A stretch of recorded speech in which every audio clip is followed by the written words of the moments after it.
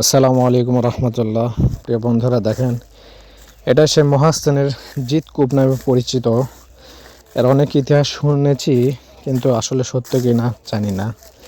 অনেক ইতিহাস শোনা যায়। দেখেন, ভিতরে অনেকটা এখন পুড়ে গেছে। হ্যাঁ, এদিকে অনেকে বসে থাকে, বিশেষ করে এখানে গাঁজার আসর হয়। আর এটা সাধারণ দিন, মানে শুক্রবার অনেক ভিড় হয়।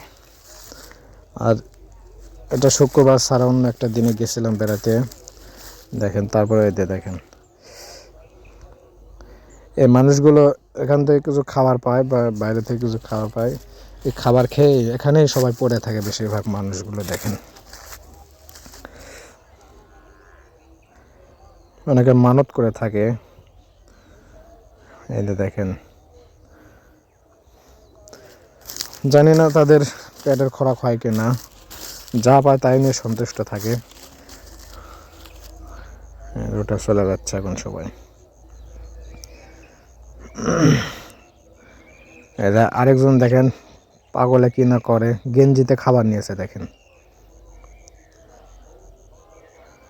ওর যেটা ভালো হয়েছে, সুবিধা হয়েছে, সেটাই করেছে। এই তো অবস্থা মহাস্থানগড় মাজারের উত্তর পাশে। এটা